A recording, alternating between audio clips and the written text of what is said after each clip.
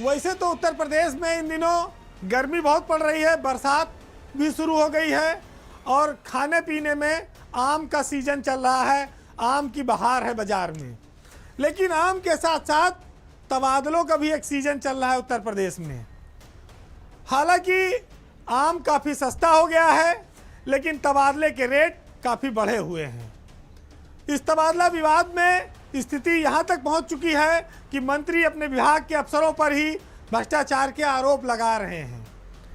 मामला उत्तर प्रदेश के स्टाम्प और रजिस्ट्रेशन विभाग का है, जहाँ पर मंत्री ने अपने अधिकारियों पर तबादलों में घूसखोरी के आरोप लगाए हैं और मनमाने तबादले करने के आरोप लगाए हैं।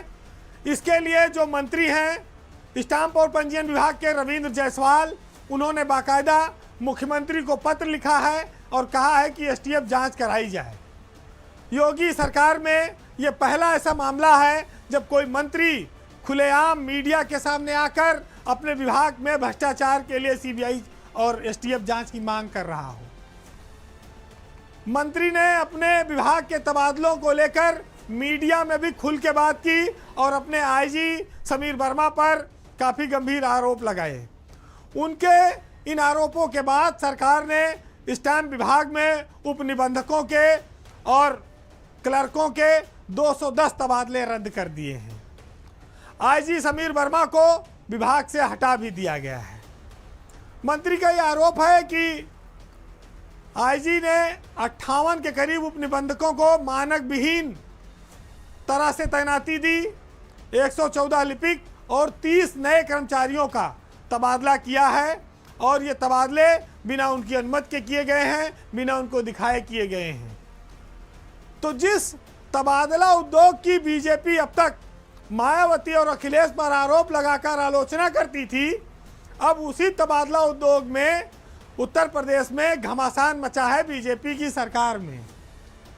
तो जिनकी जब खिल्ली उड़ाई गई तो अब उनको मौका मिला, तो अखिलेश और मायावती ने भी योगी सरकार में भ्रष्टाचार पर काफ़ी तंज कसे हैं।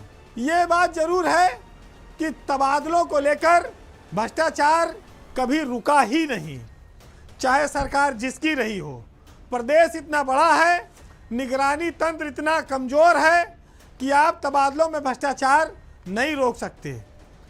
ये स्थिति हर सरकार में रही है और आगे भी रहने की संभावना है, क्योंकि बिना सुविधा शुल्क के कहीं मंत्री, कहीं अफसर, कहीं बिचौलिए कोई संतुष्ट नहीं होता।